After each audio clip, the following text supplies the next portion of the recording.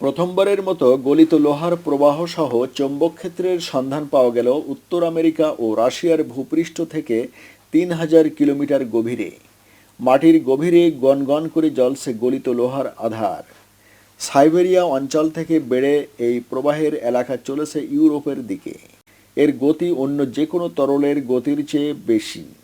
আর এই লৌহ প্রবাহের বিস্তৃতি প্রায় ৪২০ কিলোমিটার এবং প্রতি বছরই এর আয়তন ও গভীরতা বাড়ছে।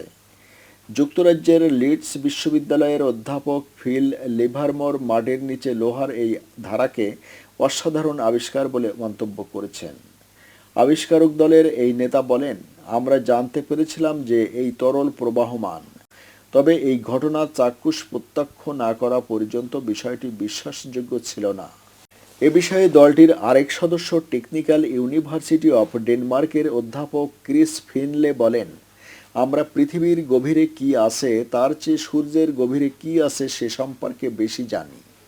তবে এই আবিষ্কার পৃথিবীর গভীরের বিষয় সম্পর্কে জানতে আরও সাহায্য করবে।